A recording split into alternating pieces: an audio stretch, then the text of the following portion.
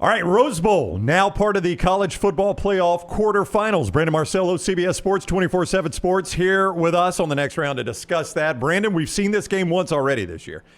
But boy, what we just saw Ohio State do to Tennessee, now they're a 2.5-point favorite over the 1 seed. That looks weird, but if you watched that first round game against Tennessee, it's not at all surprising.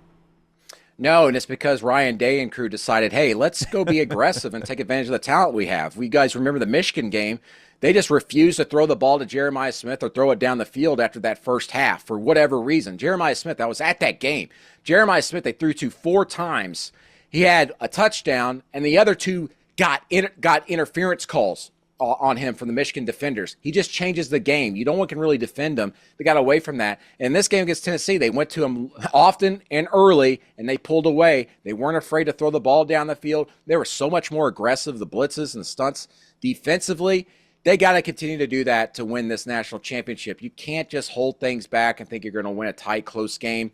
And listen, Ohio State, that's kind of what they did on the road at Oregon. That loss they had, 32-31. That was a great heavyweight fight. They were going back and forth, throwing jabs and uppercuts. They weren't afraid to throw downfield. Neither was Oregon. I suspect that Ohio State will do much of the same of what we saw against Tennessee. So I'm not all that shocked to see Ohio State favored, considering it was a 1-point loss last time on the road in Eugene in one of the craziest atmospheres in all college football this season. Now it's at a neutral site. I think Ohio State obviously has a really great shot at winning this game and getting to the national championship. I love the old school Rose Bowl feel in Pasadena of this, the old Pac-12 and the Big Ten matchup. I thought Will Howard would be the reason why Ohio State wouldn't win the championship this year. And then he does what he did to Tennessee. What was he, 24 of 29 for 311? And he made some pinpoint throws against good coverage. I'm with you. Put the ball in his hand. I thought that was Will Howard's best game at Ohio State. I agree. I mean, that 1 touchdown pass to Jeremiah Smith thrown over his shoulder, perfect pass. I mean, everybody was, salivating over Jeremiah Smith, and so was I, but that pass was pitch perfect. But he can't fumble the ball. He can't do anything like that when he has to go on the run. I thought he gave up on routes and passes, on pass plays at Oregon earlier this season too early, and that was kind of their undoing on certain drives there. But, it's been goodness gracious. It feels like a full season since that game.